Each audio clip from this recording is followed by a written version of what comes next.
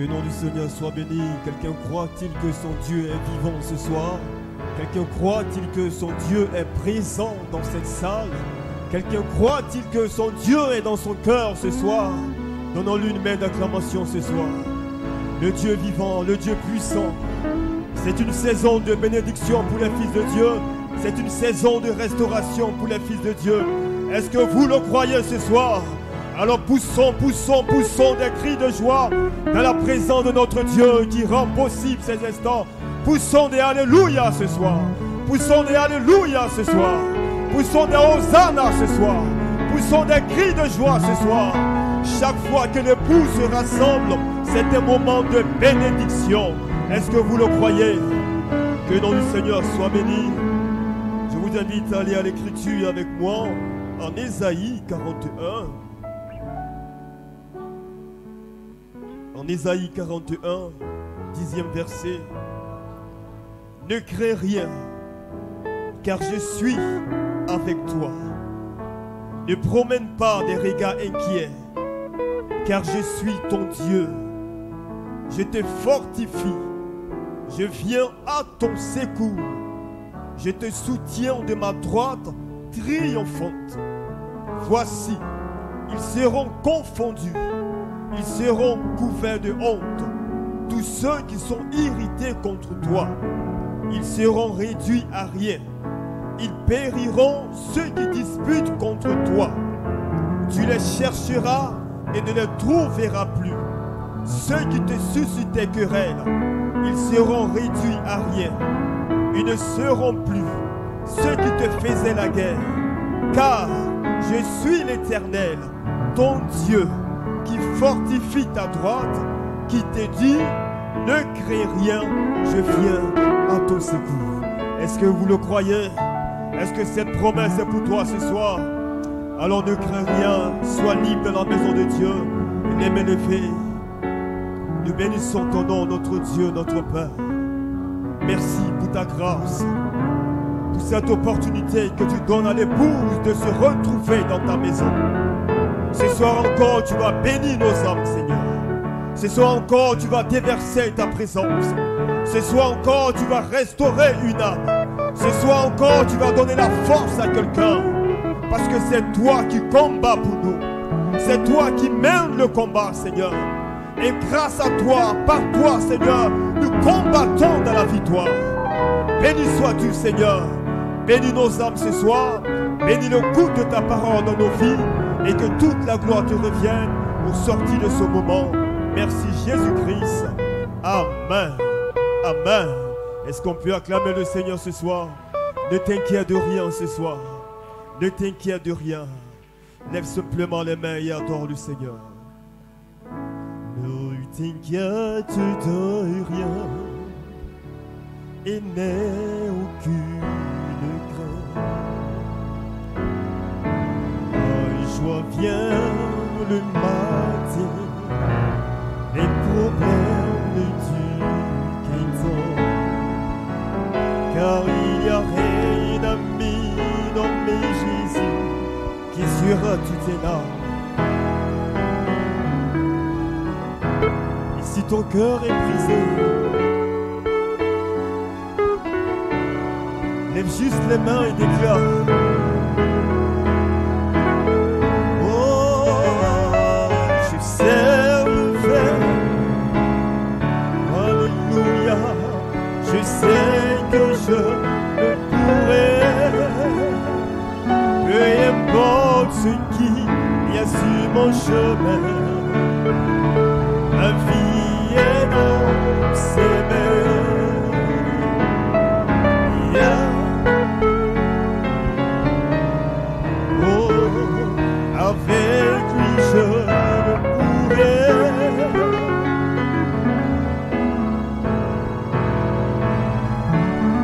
Ma vie,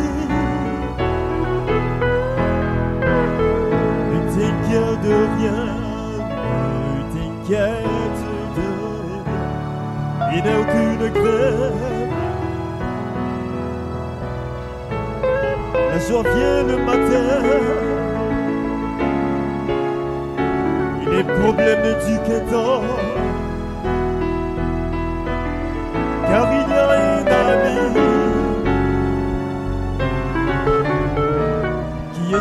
tout est là.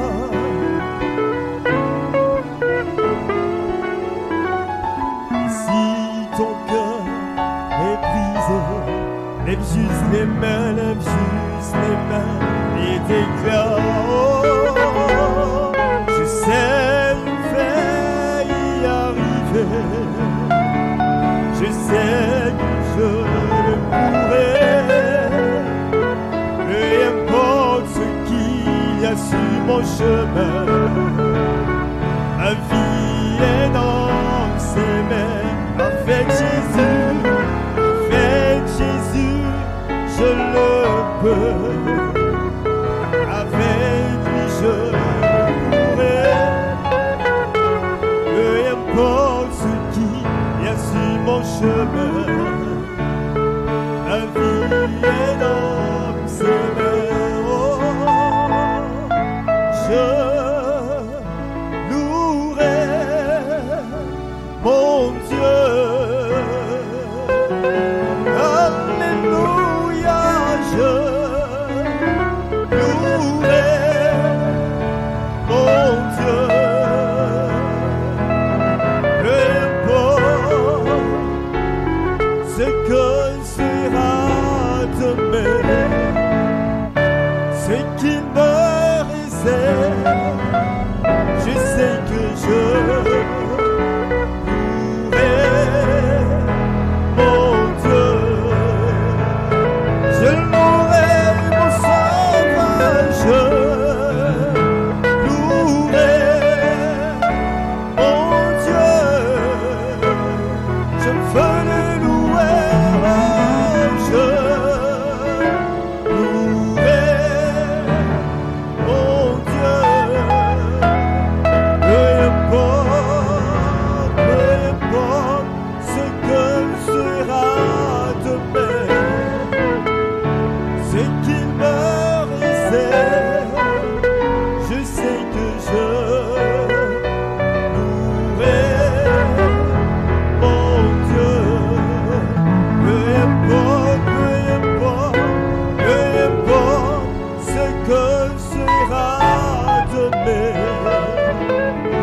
ce qu'il me réserve, je sais que je louerai mon Dieu. Est-ce qu'on peut lui donner une main d'acclamation ce soir? Que le nom du Seigneur soit béni. Allons rapidement à la parole. Allons écouter notre prophète. Et le message de ce soir, c'est le combat. Soyons attentifs et Dieu nous bénira.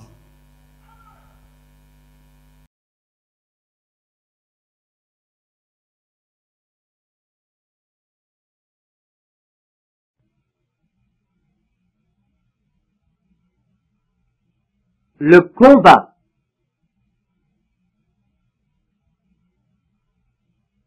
Ces voix dépassent notre entendement, n'est-ce pas?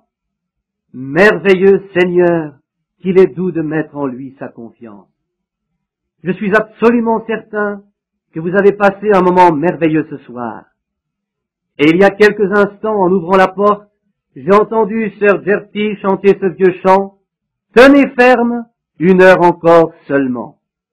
Cela m'a rappelé ma petite église, juste avant que je m'en aille, la dernière fois pour le chant missionnaire. Je vois encore l'inscription « Cherchez Dieu d'abord », ici en face, sur cette vieille poutre. Je me souviens que c'est Sammy Davidson qui l'a peinte dessus il y a environ 25 ans. Et de l'autre côté, je crois qu'il y a « Où passerez-vous l'éternité? Réfléchissez ». Et juste là, il y avait une femme au puits et Daniel dans la fosse aux lions. Oh, que de choses se sont passées depuis ce temps-là. À 5 heures environ cet après-midi, j'ai été appelé d'urgence à 30 ou 40 milles dans la campagne auprès d'une mourante, une amie très chère, la mère de Georgie Carter. Et je savais qu'il y avait beaucoup de ministres pour me remplacer jusqu'à ce que je revienne. Edith a été très malade aussi. Et pendant que nous étions là-bas, le Seigneur s'est manifesté et Sœur Carter est bien loin de mourir. Aussi nous en sommes très reconnaissants.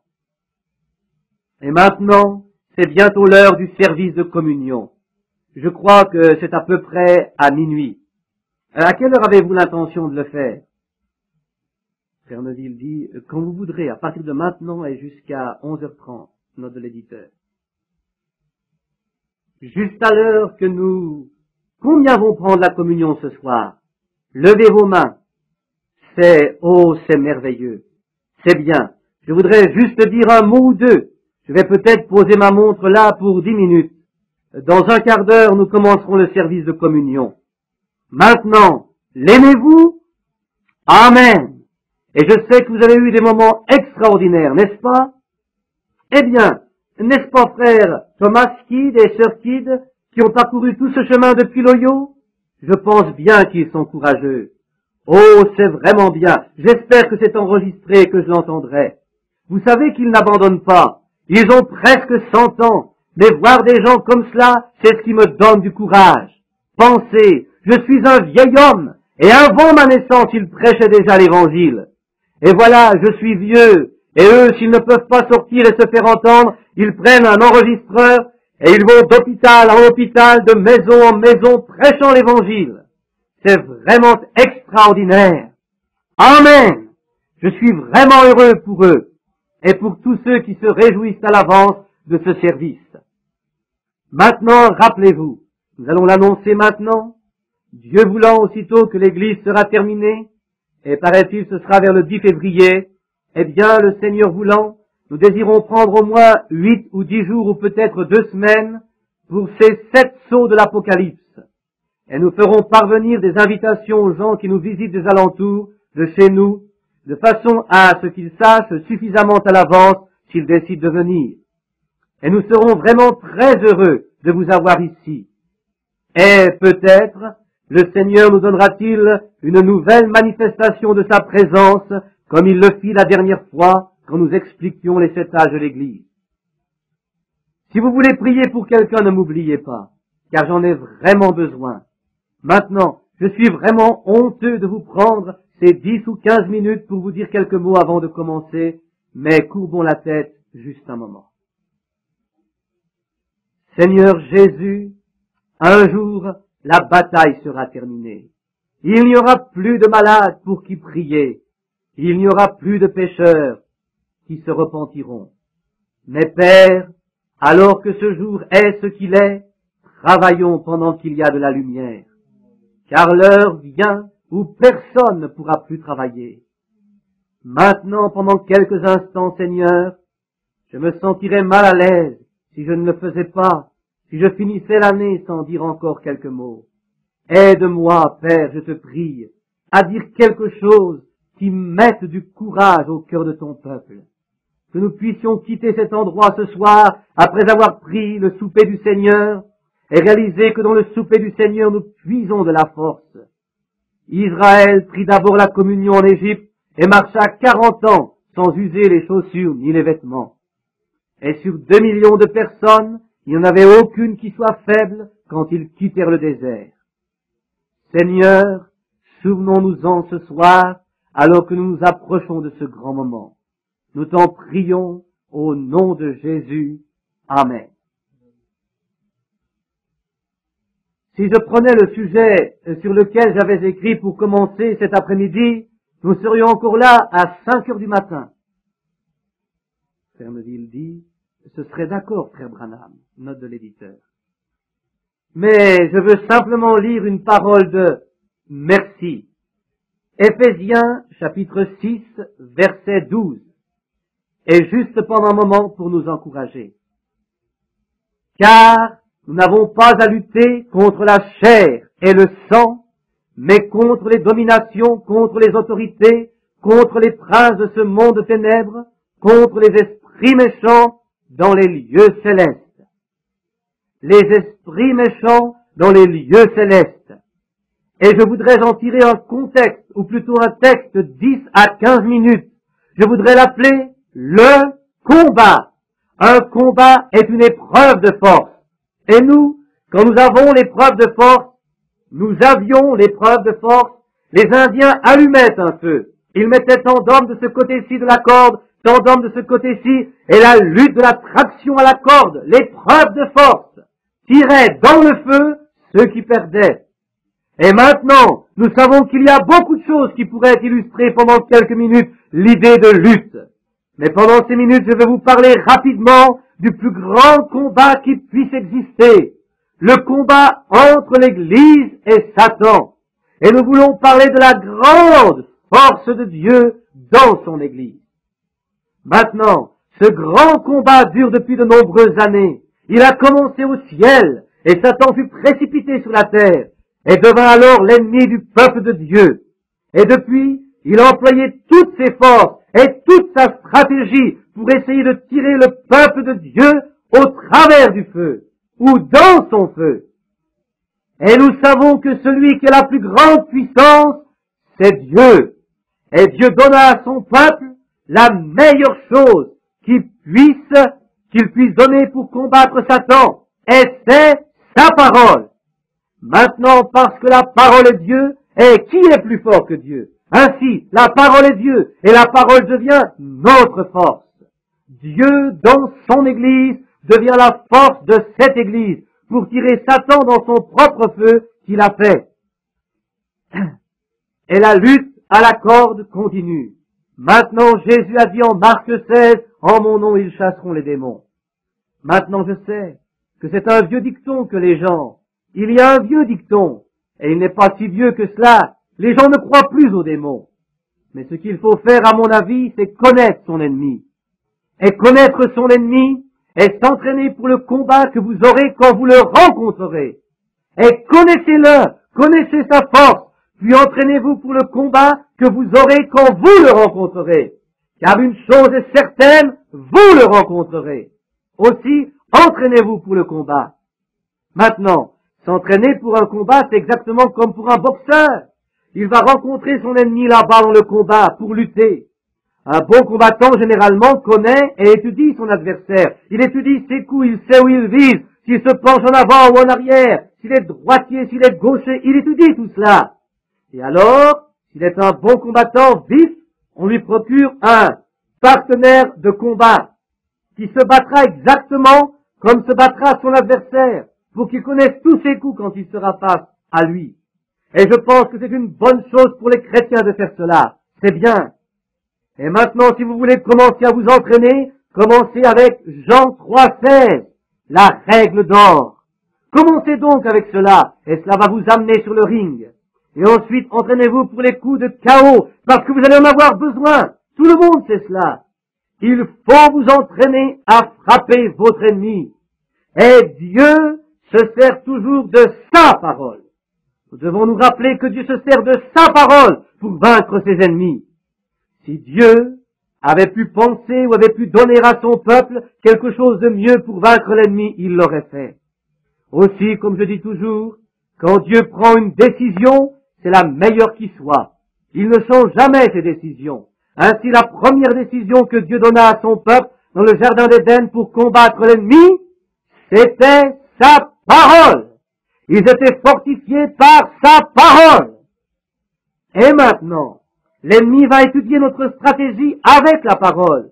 Et Satan étudia tout cela si parfaitement que lorsqu'il s'approcha d'Ève, il possédait la meilleure stratégie dont il pouvait se servir contre elle. Et c'était de raisonner avec la parole.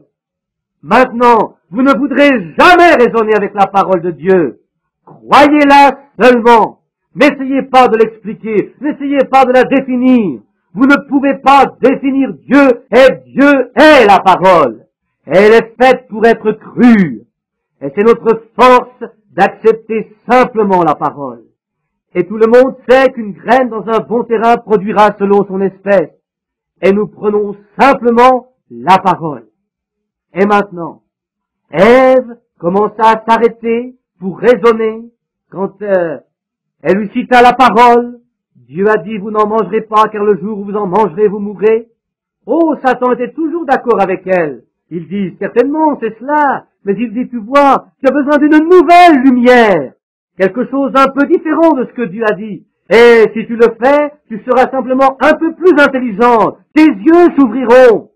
Mais elle dit, bien, mais Dieu a dit que nous mourrions. Il dit, oh, certainement. Voyez, nous y sommes. Simplement ce petit peu.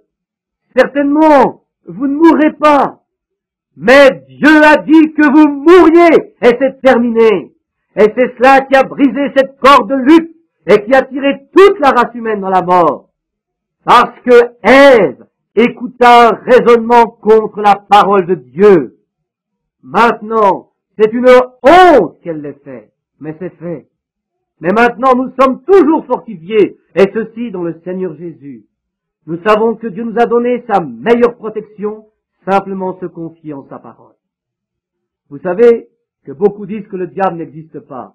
Ils pensent que c'est simplement une idée. Ils croient cela.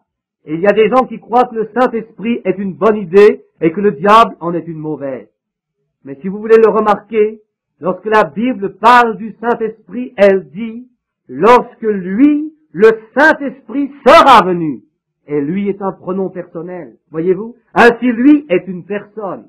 Et le diable est une personne. Et les démons sont des personnes. Oui, ce sont des démons et ils viennent de beaucoup de manières. Mais on pense que c'est une idée démodée.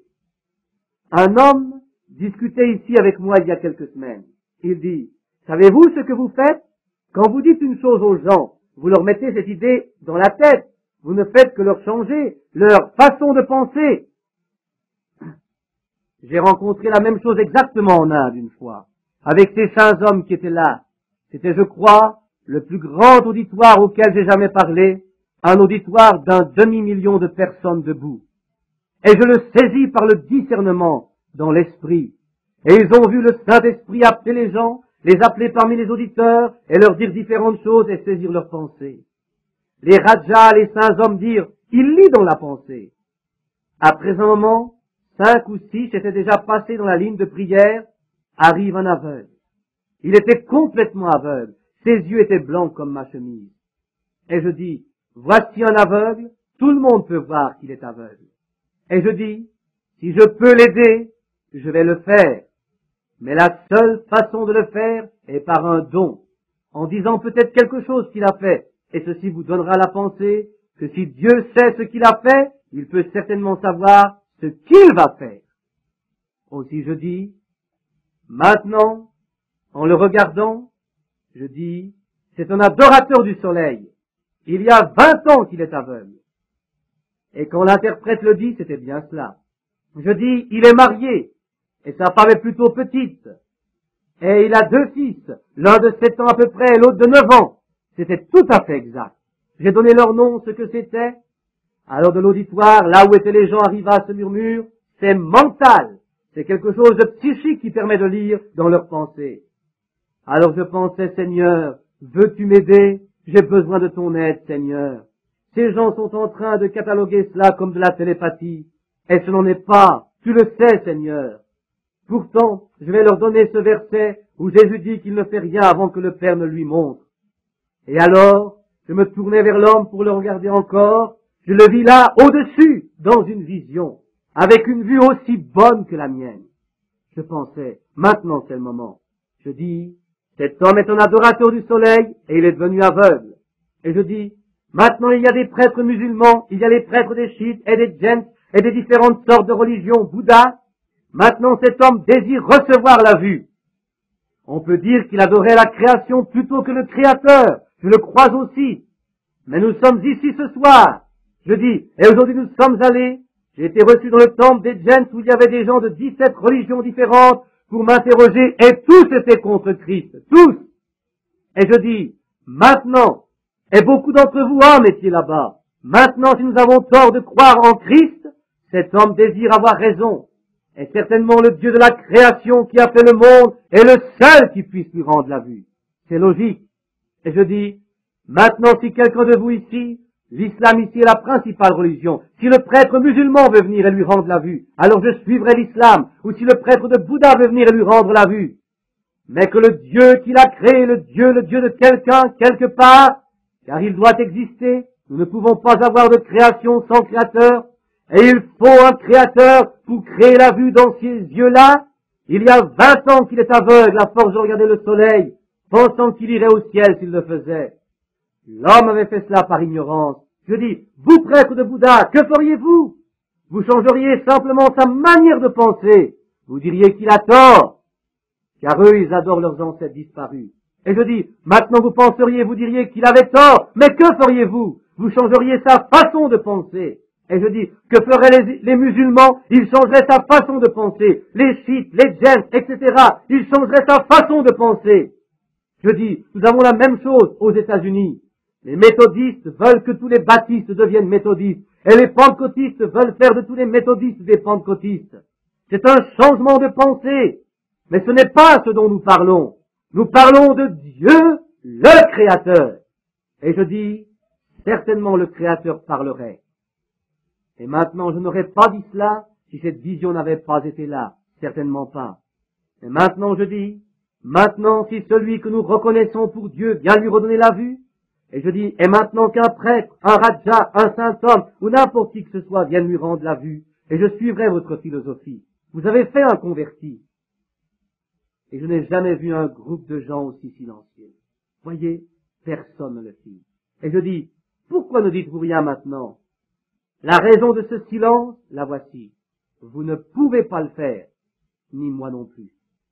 Mais le Dieu du ciel, qui ressuscita son Fils Jésus, dont nous sommes les serviteurs, vient de me montrer en vision que cet homme allait retrouver la vue. Voyez, je dis, maintenant si cela n'arrive pas, vous pouvez me chasser de l'Inde. Mais si cela arrive, chacun de vous doit sa vie à Jésus-Christ. Je voudrais vous demander combien ici donneront leur vie à Christ si cet aveugle recouvre la vue. Vous voyez que niveau prêtre, ni personne ne s'est présenté. Pourquoi ne le font-ils pas si leur religion est si grande et si bonne? Pourquoi n'y a-t-il personne pour venir dire quelque chose? Personne ne vient. Je dis, donc vous gens ici dehors, si vous voyez cet aveugle qui se tient ici, un docteur vint pour lui examiner les yeux, il secoua la tête et dit, il est aveugle. Alors je dis, certainement il est aveugle. Mais je dis, si Dieu lui donne la vue, combien de vous serviront Jésus-Christ? Et aussi loin que je pouvais voir, c'était un océan de main noire. Je me tournai vers l'homme et dis, Seigneur Jésus, montre-leur que tu es Dieu. L'homme me prit par le cou, et le maire de Bombay était assis là, il le prit par le cou, il voyait aussi bien que possible. Qu'est-ce? C'est une puissance véritable. Dieu est Dieu et Satan est Satan. Si vous ne croyez pas au diable, dès le départ, je donne tête baissée contre lui tous les jours. Ne me dites pas que le diable n'existe pas, parce que j'en sais quelque chose. Je dois le combattre tous les jours.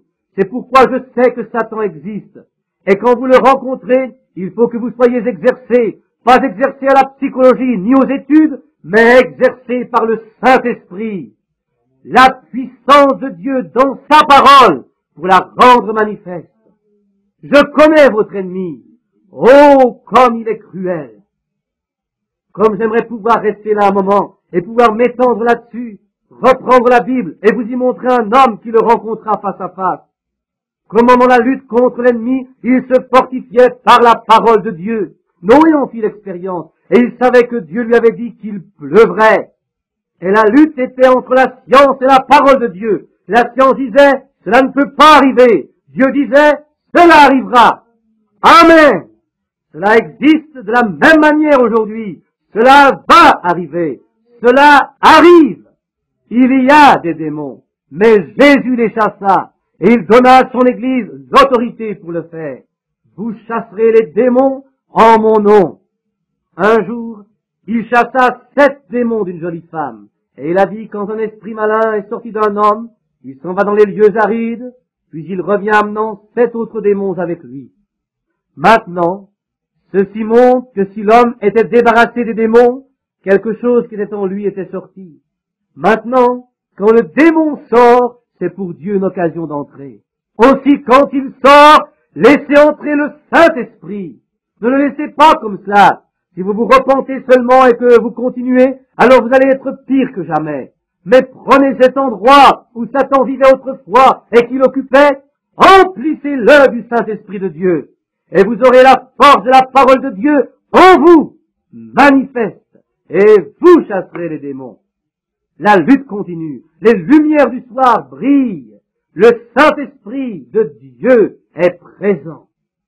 Et maintenant, il n'y a plus environ que 3 minutes avant le moment où les sifflets vont se faire entendre et ce sera minuit. Alors, lorsque nous quittons cette salle pour aller chacun chez nous, dans nos foyers, et pour rencontrer dehors, pour rencontrer le monde, n'y allons pas comme nous l'avons fait auparavant. Allons dans la puissance de sa résurrection. Allons dans le nom de Jésus-Christ, avec une bannière levée bien haute et avec la foi dans sa parole, pour manier l'épée à 2 tranchants avec le bouclier et toute l'armure de Dieu, pour rencontrer l'ennemi, parce qu'il devient chaque jour de plus en plus fort et de plus en plus puissant. Alors que l'ennemi entre comme un fleuve, l'Esprit de Dieu élève un étendard contre lui. Si nous sommes arrivés à la fin de ces choses et si les mystères de Dieu ont été achevés avec nous, nous cherchons plus de force, une force pour l'enlèvement, pour rencontrer une force plus grande qui enlèvera l'Église et l'emmènera dans la gloire. Nous devons l'avoir. Commençons 63 avec ce défi. Nous sommes les serviteurs du Dieu vivant. Et comme Shadrach, Meshach et Abednego d'antan, nous ne nous inclinerons pas devant les démons de ce monde, et nous ne reprendrons pas ces choses dont nous avons parlé, mais nous poursuivrons la bataille. Je ressens ce soir, alors que nous écoutons ces sifflets, quelque chose comme ce que ressentit David pendant cette horrible nuit chaude quand il était derrière le buisson de mûrier et que l'ennemi était en éveil. Quel moment cela devait être pour David! Quel moment! Pour lui, étendu là-bas, il ne savait comment bouger, il ne savait que faire, car il savait que les ennemis le dépassaient en nombre. Mais tout à coup, il entendit comme un souffle d'air dans le haut des buissons. Il sut que Dieu marchait devant lui, et il marcha à la bataille. Je me sens un peu comme cela ce soir, après le message d'hier soir. Je me trouve dans les heures les plus sombres que j'ai jamais passées de ma vie. Je me sens comme Ésaïe au temple, après avoir vu ses anges. Je suis un homme aux lèvres impures, et je demeure parmi un peuple aux lèvres impures. Mais, écoutez-moi, il faut que je le rencontre, d'une façon ou d'une autre, et la seule chose, j'attends d'entendre ce mouvement impétueux dans les mûriers pour partir à la rencontre de l'ennemi, où qu'il soit, que Dieu nous aide à le faire. Et maintenant, je crois qu'il est minuit moins 1 minute, et 62 avec tout son passé est terminé. Levons-nous maintenant chacun d'entre nous. La lutte est pour chacun de nous.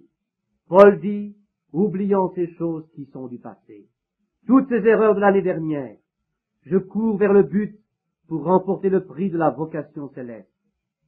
Toutes les erreurs que j'ai faites pendant ces années passées, pardonnez-les-moi. Dieu, pardonne-moi. Église, pardonne-moi. Et le ministère que j'ai l'impression d'avoir trahi, ô Dieu, pardonne-moi pour cela. Église, pardonne-moi mes erreurs. Et je vais courir vers le but pour remporter le prix de la vocation céleste en Jésus-Christ. Quoi que demain apporte, je ne sais pas, mais je sais que tout 1963 est entre ses mains. Élevons nos mains vers Dieu maintenant et prions à notre façon, faisons notre confession et demandons à Dieu de nous aider au long de cette prochaine année qui arrive. Père céleste, alors que nous sommes debout ici, alors que de nombreuses pensées s'éteignent dans nos cœurs, et les erreurs de l'année passée, et alors que nous nous approchons de la mort de 62 et de la naissance de 63, ô Dieu, que nous ayons progressé d'un échelon, jusqu'à ce que nous puissions voir Jésus et son programme. Que chacun ici dans la prière, Seigneur, alors que la vieille année meurt et que la nouvelle naissance de la nouvelle année approche, que le péché et l'incrédulité du vieil homme quittent notre cœur, et que la nouvelle naissance y entre avec 1963, comme un vent puissant et impétueux qui remplisse notre être, et fasse de nous de nouvelles créatures en Christ. Fais de nous des serviteurs capables. Oublie notre passé, bénis notre futur, guide-nous, ô Seigneur Dieu de ta main puissante, Jéhovah. Bénis ces serviteurs ici, bénis les frères et sœurs, tous les visiteurs. Sois avec nous, Seigneur. Nous sommes tous tes serviteurs, et nous nous offrons à toi complètement pour 1963, que la puissance de ton esprit ait une plus grande importance dans notre vie et dans notre être. Aide-nous, Seigneur. Pardonne-nous et aide-nous, nous t'en prions. Suscite des hommes puissants, suscite de puissants combattants de la foi. Ouvre cette année, Seigneur, la manne cachée, ce rocher sous le rocher, pour que nous puissions voir le programme de Dieu.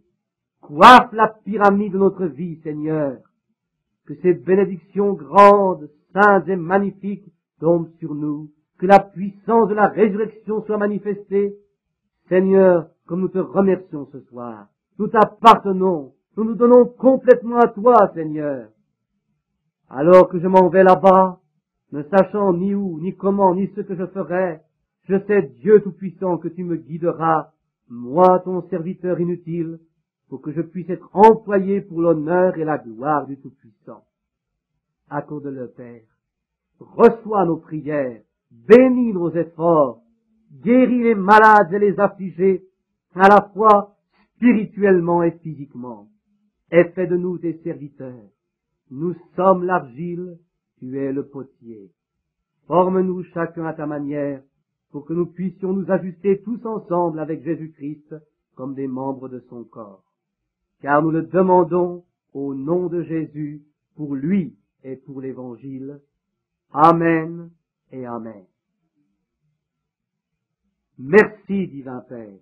Nous te remercions pour cette exhortation du Nouvel An, qui nous accompagne avec l'espoir et le réconfort de savoir qu'à travers des mots dits à ces hommes qui ne le savaient pas, que le message est vrai, et que tu nous demandes de le soutenir. Nous ferons tout ce que nous savons faire pour nous ranger de ton côté et du côté de ta parole. Reçois-nous dans le nom de celui qui nous a appris à prier ainsi. Notre Père qui es aux cieux, que ton nom soit sanctifié, que ton règne vienne, que ta volonté soit faite sur la terre comme au ciel. Donne-nous aujourd'hui notre pain quotidien. Pardonne-nous nos offenses, comme nous aussi nous pardonnons à ceux qui nous ont offensés. Ne nous laisse point tomber dans la tentation, mais délivre-nous du mal, car c'est à toi qu'appartiennent dans tous les siècles le règne, la puissance et la gloire. Amen. Que le Seigneur vous bénisse et vous garde. Mais ceux maintenant qui doivent rentrer chez eux, maintenant il est 5 minutes passées, il est 5 minutes en 63, que Dieu vous bénisse. Et vous qui voulez rester pour la communion, vous êtes les bienvenus. Nous serons contents de vous avoir. Ce n'est pas une communion qui nous est réservée, c'est pour tous les croyants qui sont en communion fraternelle avec Christ.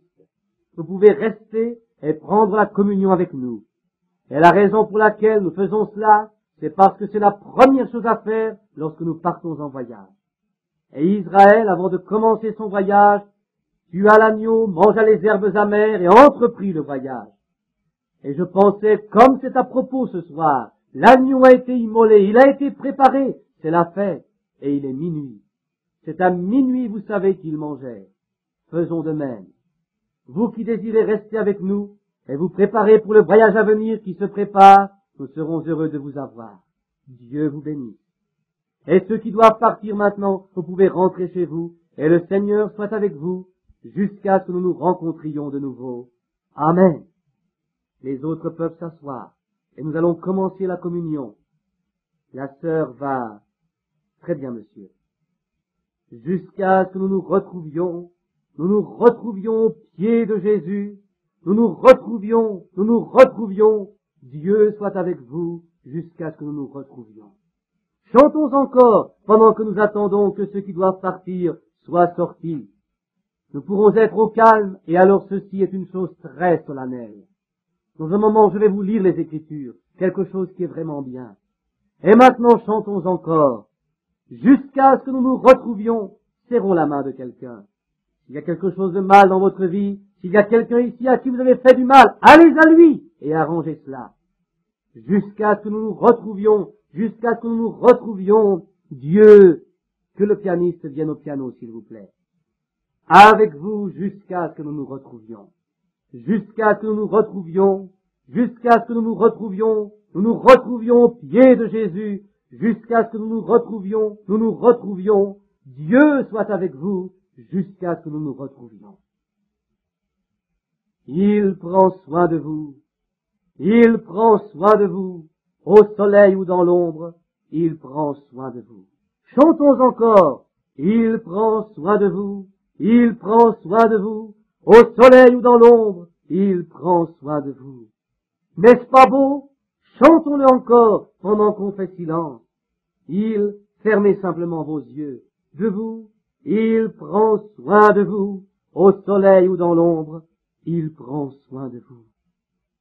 Père céleste, nous sommes si heureux d'avoir prouvé qu'il est vrai que dans les heures les plus sombres, comme dans les heures claires, il ne nous quitte, il ne nous abandonne jamais.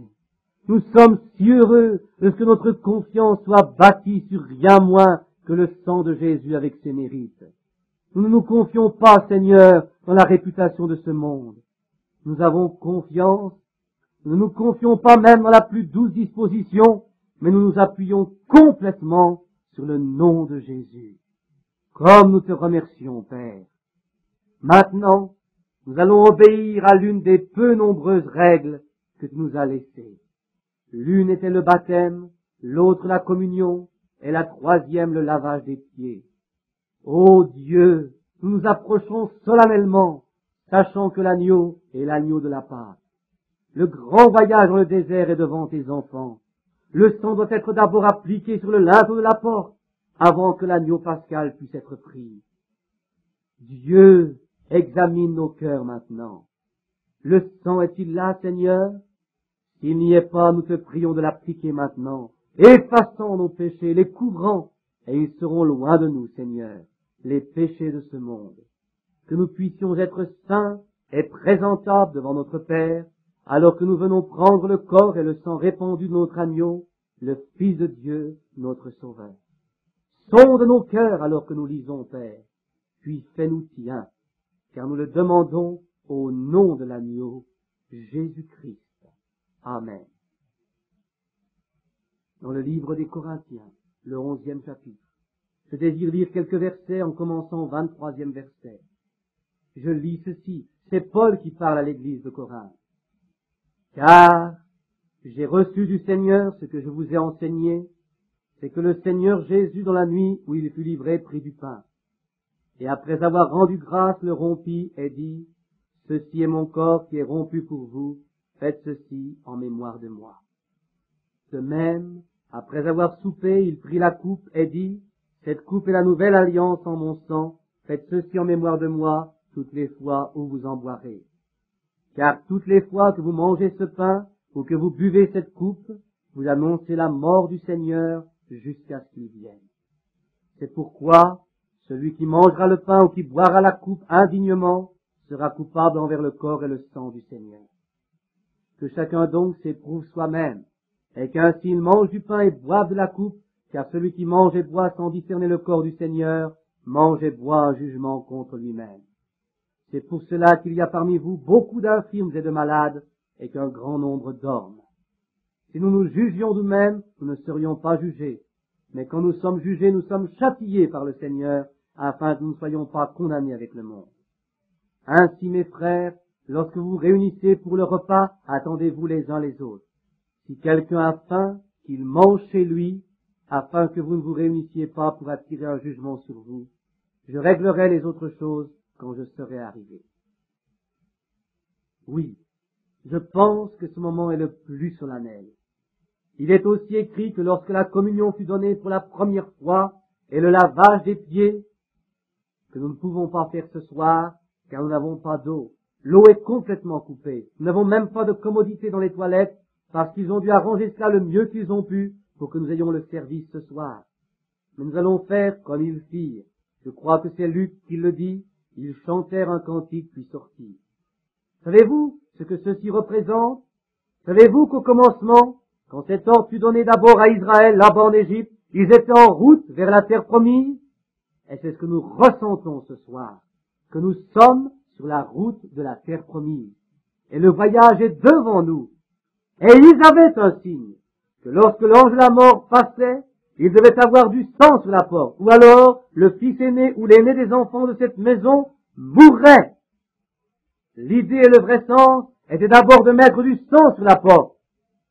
Avez-vous remarqué, comme Paul en parle ici, celui qui mange indignement, mange et boit une condamnation contre lui-même, ne discernant pas le corps du Seigneur. Ce qui veut dire la même chose que la mort. La mort spirituelle pèse sur la personne qui participerait au souper du Seigneur indignement. Ce serait de sortir et boire et vivre comme tout le monde et de venir ensuite à la table du Seigneur. Nous ne devons pas faire cela.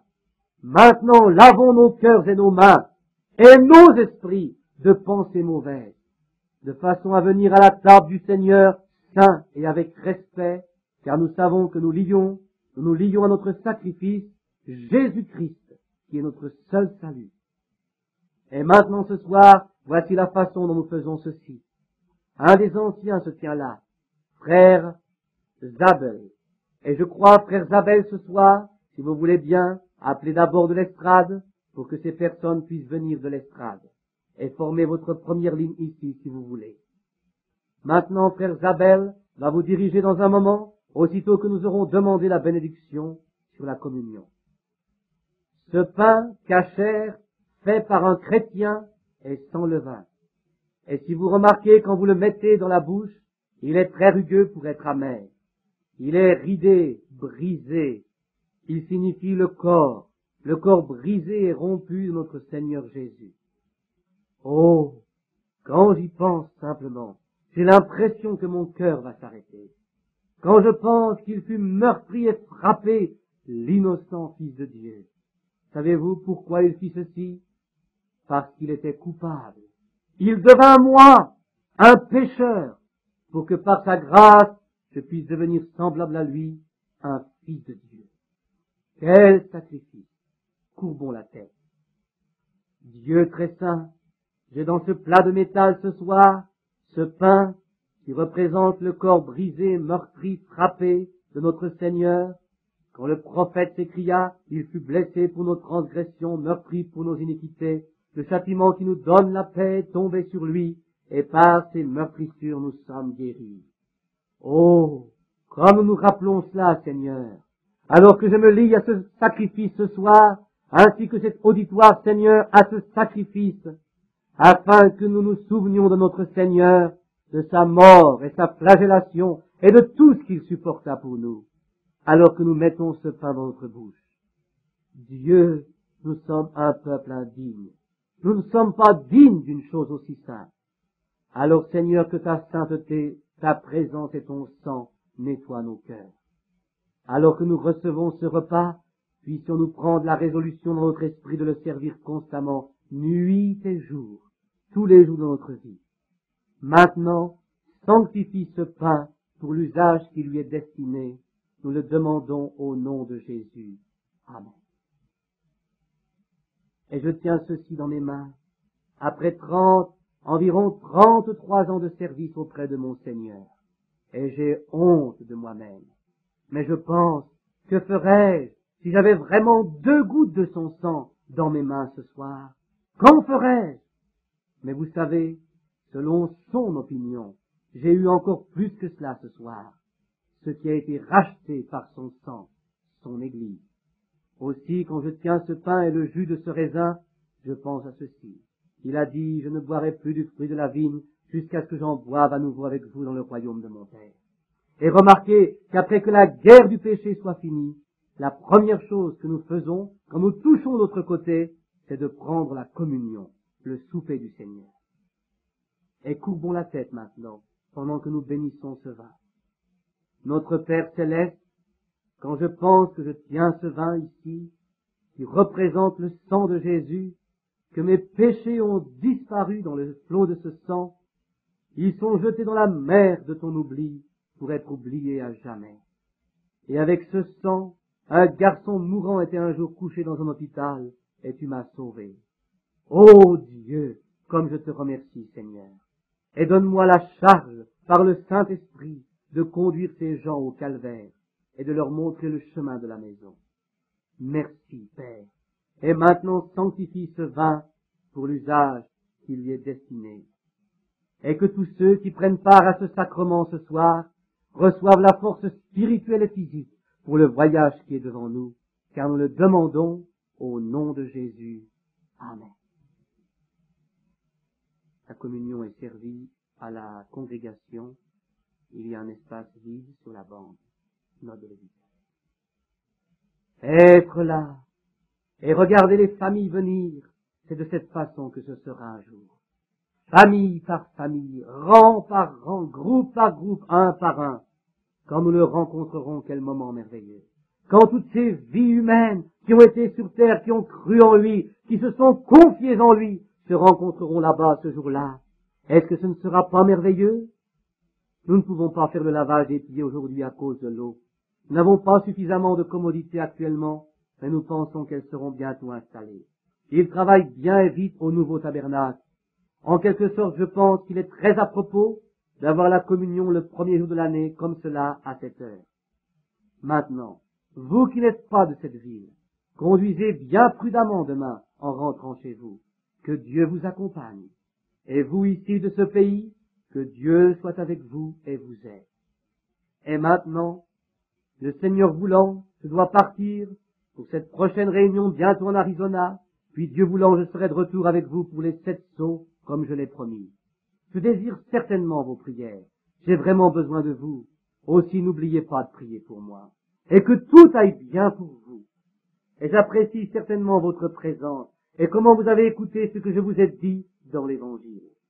Je crois que nous faisons un changement maintenant et je vous remercie pour votre bonté. Et beaucoup parmi vous parcourent des kilomètres et des kilomètres pour venir entendre une simple personne comme moi qui essaye d'apporter la parole de Dieu.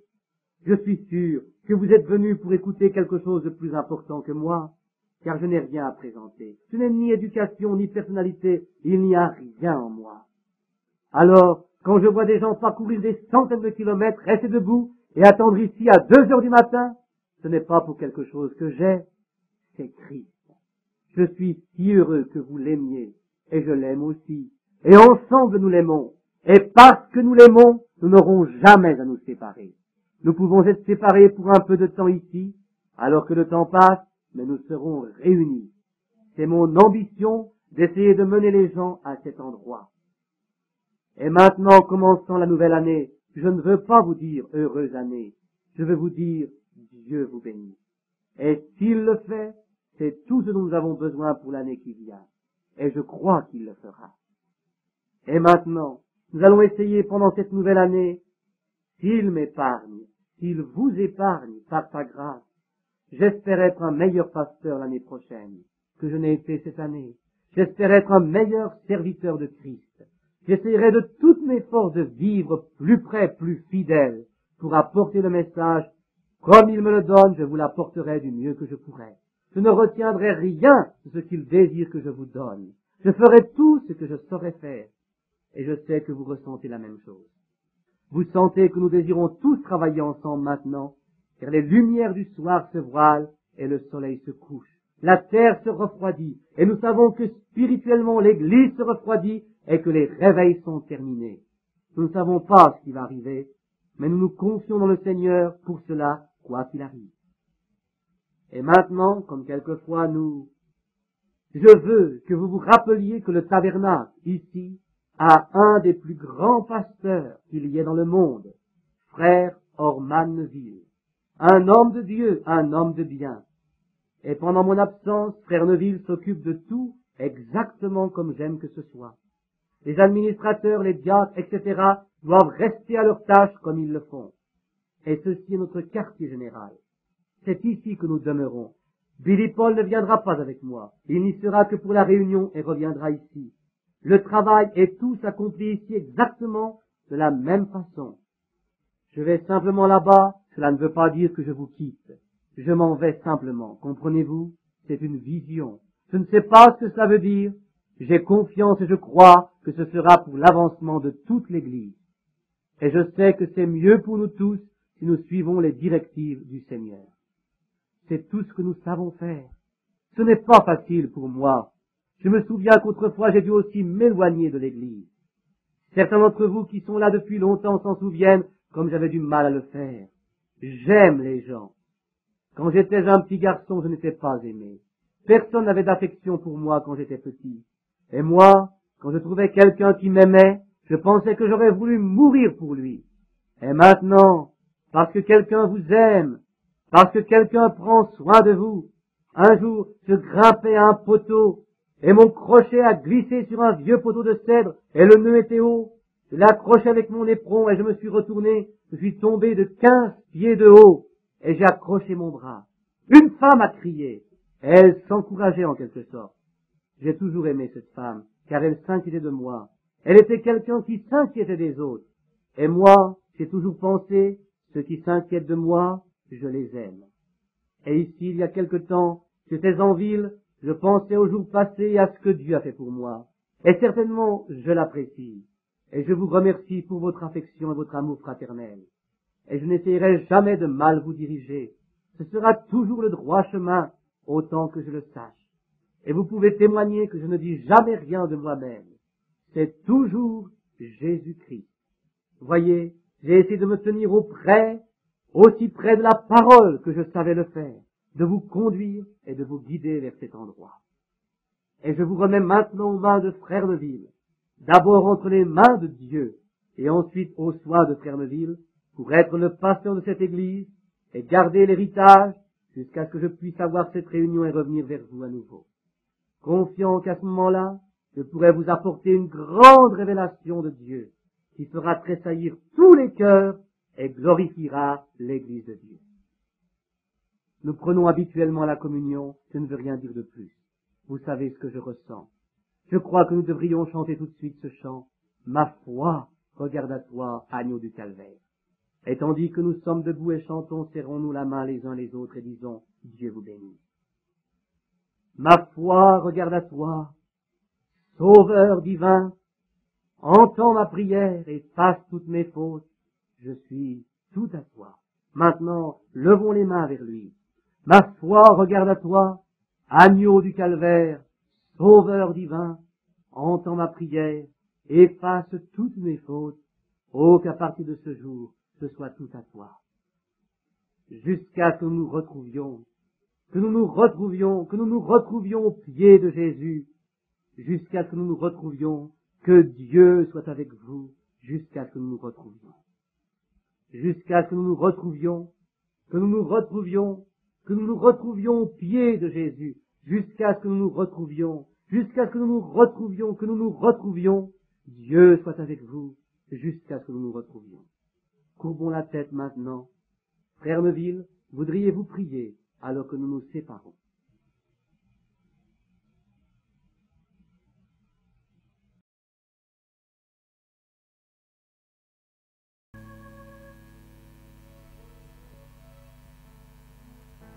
Une parole de bénédiction pour toi ce soir. Est-ce que tu peux parler à ton Dieu ce soir? Avez-vous apprécié le message du prophète? Une main d'acclamation au Seigneur. Le combat, c'est Dieu qui mène le combat pour toi. Ce n'est pas par ta force ni par ta puissance, mais c'est lui qui te bénit, c'est lui qui te soutient dans le combat. C'est lui qui combat tes ennemis. Est-ce que vous le croyez ce soir? Le secours te vient de l'Éternel, ça ne te vient pas de tes propres forces. Béni sois-tu, Seigneur.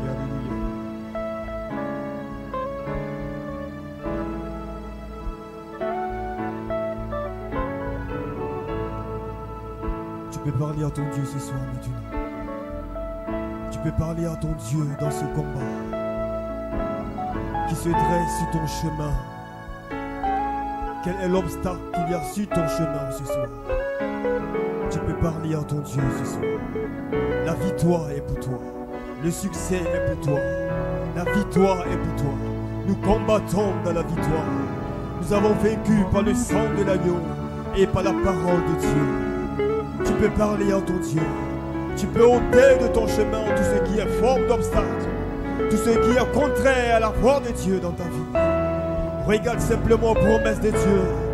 Ne regarde pas au tableau que te présente le diable, l'ennemi, mais regarde aux promesses de Dieu et confesse les promesses de Dieu.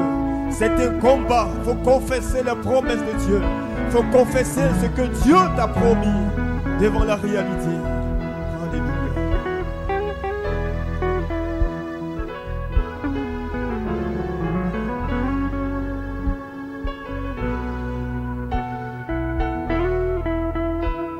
Oh, dis-lui un mot ce soir, il veut t'entendre. Il veut t'entendre lui parler ce soir. Ton Dieu veut t'entendre lui parler ce soir. Il a tout accompli à la croix, mais toi aussi tu dois déclarer la parole. Tu dois confesser ce que Dieu a déjà accompli pour toi. Tu dois prendre position ce soir.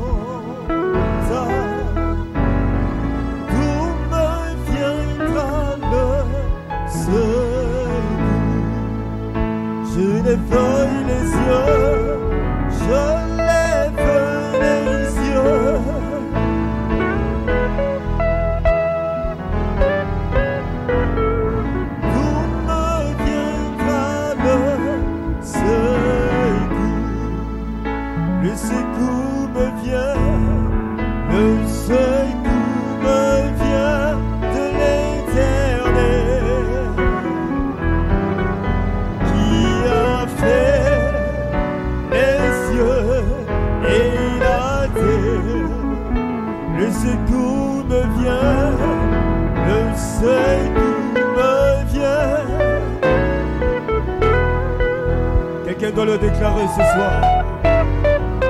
Qui a fait les cieux? Je lève les yeux, je lève les yeux vers les montagnes. D'où me viendra le secours? Je lève les yeux.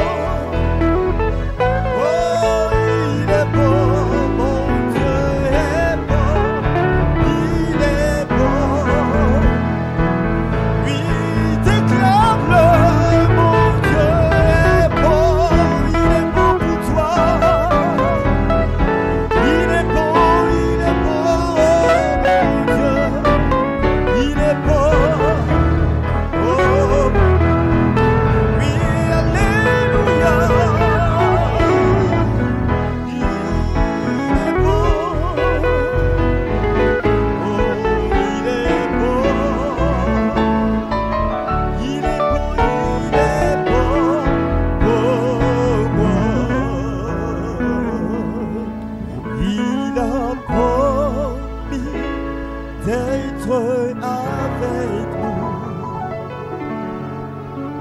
Je m'accroche à lui, je m'accroche à lui. Il a promis d'être avec nous, sa fidélité durera toujours, sa fidélité durera toujours. Est-ce que tu peux le chanter? Il a promis d'être avec nous. Je m'accroche à lui. Je m'accroche à Jésus. Parce qu'il a promis d'être avec nous. Oh, d'être avec nous. Sa fidélité durera toujours. Sa fidélité durera toujours. Sa fidélité, durera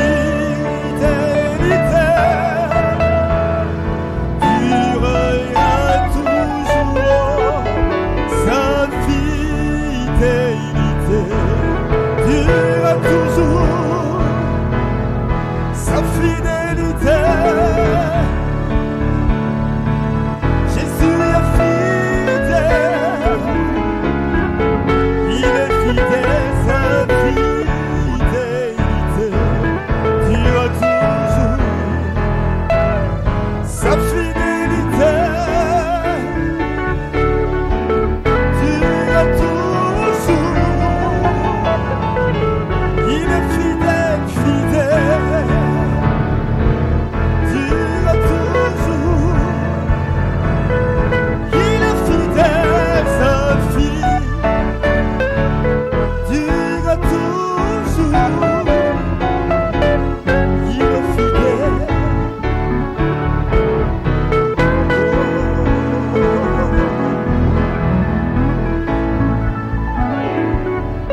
Il est vivant,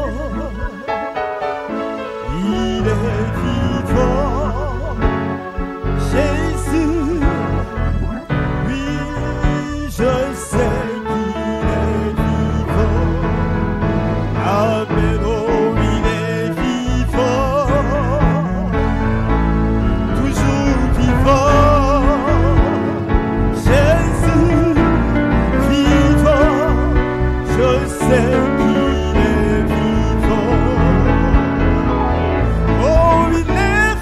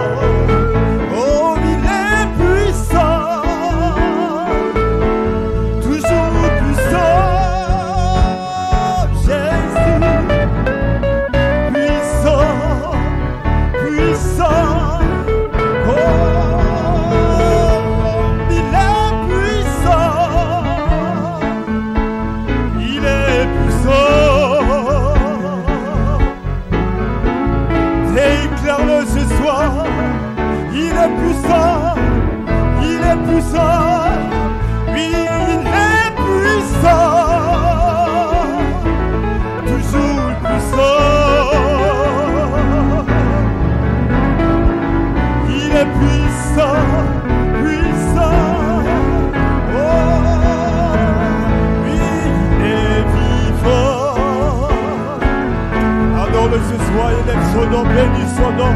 Le Dieu qui est puissant, le Dieu qui est vivant, il est toujours vivant, il est toujours réel. Et celui qui combat pour nous, c'est lui qui rend nul les projets des démons contre nos vies. C'est lui qui nous guérit de toute maladie. C'est lui qui nous protège dans le grand de ses mains. Alléluia, béni soit-tu Seigneur. Merci Jésus. Nous voulons ce soir te rendre toute la gloire, notre Dieu. Bénis ton Seigneur. Merci pour ta parole dans nos cœurs.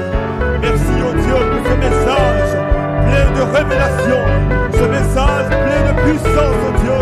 Que ton nom soit béni, parce que chaque fois que tu rassembles l'épouse, tu as un message précis pour l'épouse. Merci pour ce que tu fais dans nos vies. Merci pour ce que tu es en train de faire pour nous chaque jour, oh Dieu. Que ton nom soit béni. Nous sommes au terme de ce moment. Raccompagne chacun de nous. Que ta gloire nous accompagne. Que ta présence nous accompagne. Que ta vie nous accompagne. Que ta puissance nous accompagne. Que le bonheur nous accompagne. Que le succès soit pour nous, Seigneur. Nous sommes tes enfants. Merci de nous accorder le désir de notre cœur. Bénis chacun de nous. Bénis le reste de la semaine. Bénis le séjour de ton serviteur, notre pasteur, là où se trouve. Sois avec lui. Et chaque fois qu'il prendra le micro, qu'il parlera de toi, que toi-même tu parles par son canal, qu'il soit une bénédiction, partout où mettra les pieds. Bénis Seigneur, béni sois-tu pour ta grâce. Tu bénis tous les pasteurs associés, tu bénis les musiciens, tu bénis les femmes de cette église, tu bénis les sœurs de cette église, tu bénis les hommes de cette église, tu bénis chacun de tes enfants, et que chacun puisse rendre témoignage de ta puissance, de ta fidélité. Merci de nous accorder le désir de notre cœur. Reçois la gloire au nom puissant